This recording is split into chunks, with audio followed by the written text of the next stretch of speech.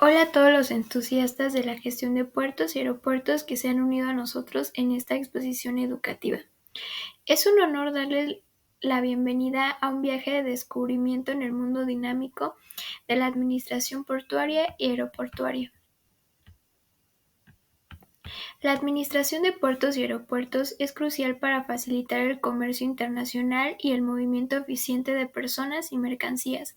Estas instalaciones son puntos de entrada y salida clave en cualquier país, conectando diferentes regiones y naciones. La gestión efectiva de puertos y aeropuertos implica la coordinación de diversos aspectos, como la seguridad, la logística, la aduana y la infraestructura, con el objetivo de garantizar operaciones fluidas y seguras y conforme las regulaciones nacionales e internacionales. El artículo 3 de la Ley Aduanera establece que las autoridades aduaneras tienen el poder exclusivo para controlar la entrada y salida de mercancías en el país. Los funcionarios públicos federales y locales deben ayudar a estas autoridades cuando se les solicite y reportar posibles infracciones a la ley aduanera, entregando las mercancías si las tienen en su posesión. Las autoridades aduaneras trabajarán de manera coordinada con otras autoridades federales, estatales y municipales, así como con autoridades fiscales y aduaneras de otros países siguiendo los tratados internacionales. Pueden intercambiar información mediante sistemas electrónicos, manteniendo la confidencialidad según las leyes aplicables. Los proyectos de mejora en aduanas realizados en colaboración con autoridades de otros países deben implementarse según los acuerdos establecidos y las leyes correspondientes.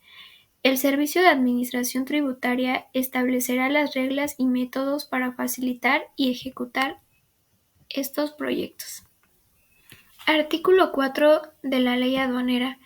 Los responsables de administrar puertos, aeropuertos y terminales ferroviarias deben seguir las pautas aduaneras para asegurar la seguridad del área fiscal y las mercancías de comercio internacional. Esto incluye proporcionar instalaciones adecuadas en recintos fiscales para el despacho de mercancías y otras actividades aduaneras, así como costear el mantenimiento de estas instalaciones. Adquirir, instalar y mantener cierto equipo necesario para el control aduanero. Equipos de inspección tecnológica como rayos X o gamma para examinar las mercancías en contenedores, bultos y furgones sin causar daño. Equipos de pesaje para determinar el peso de las mercancías en camiones, remolques, contenedores, etc. y proporcionar la información a las autoridades aduaneras según las reglas establecidas por el SAT. Cámaras de circuito cerrado de video y audio para fines de control y vigilancia. Equipos para generación de energía eléctrica, seguridad y telecomunicaciones que garanticen el funcionamiento constante del sistema informático aduanero.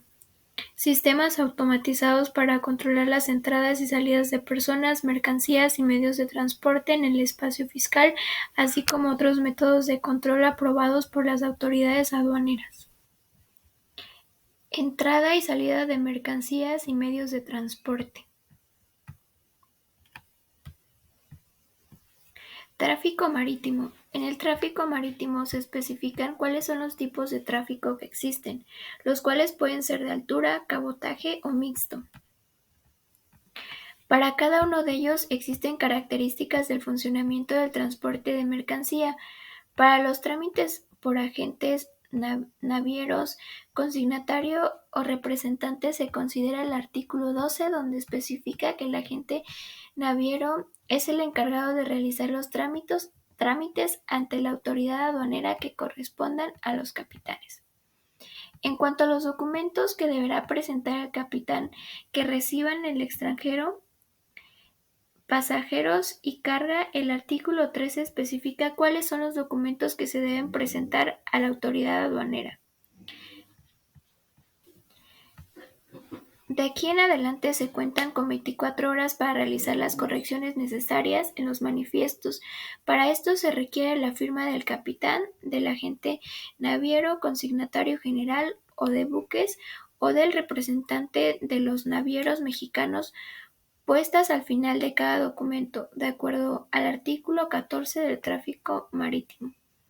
Para la declaración de embarcación procedente del extranjero que arribe en lastre de acuerdo al artículo 15, debe formular una declaración bajo protesta de decir la verdad, en la que se exprese que no trae mercancías de procedencia extranjera.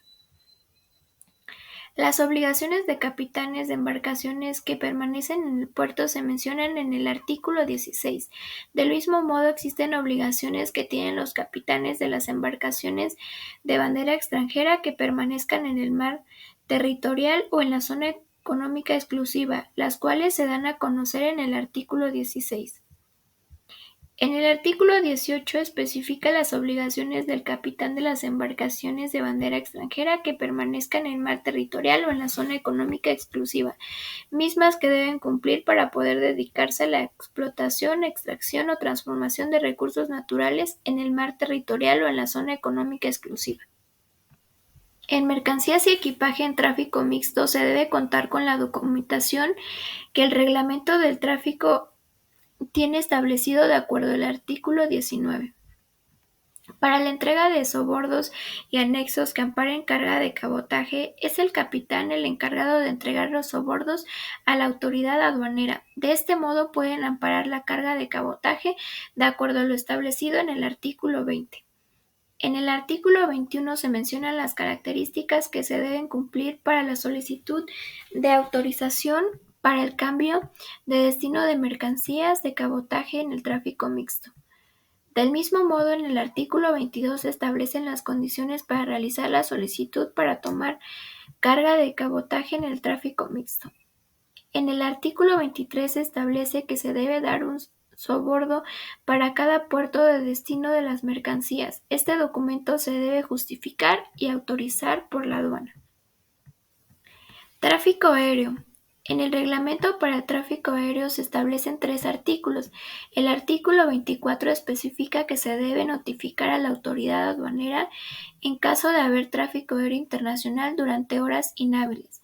El artículo 25 menciona las visitas de inspección aduanera a vuelos internacionales. De este modo, solo se permite el despegue de aeronaves a las que previamente se les haya realizado las visitas de inspección. Para la salida de aeronaves de la franja fronteriza al interior del país se establece en el artículo 26 que serán sometidas al mecanismo de selección aleatoria por la autoridad aduanera a su salida. En el tráfico fluvial contiene un solo artículo, el cual establece que para la entrada y salida de mercancías por tráfico fluvial se deberá obtener la autorización previa a que se refiere el artículo 31 de este reglamento. Vía postal. Para este tipo de tráfico se establece el artículo 28 para la importación o exportación por vía postal de mercancías prohibidas. En caso de ocurrir, el Servicio Postal Mexicano debe informar a la autoridad aduanera para que proceda conforme a las disposiciones legales aplicables. En el caso de los retornos al extranjero por vía postal, en los artículos 29 y 30 se especifican sobre la forma correcta de realizar estos envíos de acuerdo a la ley del servicio postal. Otros medios de conducción. Para quienes pretendan realizar entradas y salidas de mercancías por tuberías, ductos, cables u otros medios, en el artículo 31 se especifican las características con las que debe contar la autorización en caso de que se otorgue para realizar estas acciones. A lo largo de este video hemos explorado de manera detallada la administración de puertos y aeropuertos en esta exposición educativa. Además, hemos visto cómo la ley aduanera establece que las autoridades aduaneras tienen el poder de controlar las entradas y salidas de mercancías en el país, así como también los aspectos específicos de distintos tipos de tráfico como marítimo, aéreo, fluvial y vía postal. Cada uno de ellos tiene procedimientos y regulaciones particulares, todos destinados a mantener un flujo ordenado y regulado de mercancías.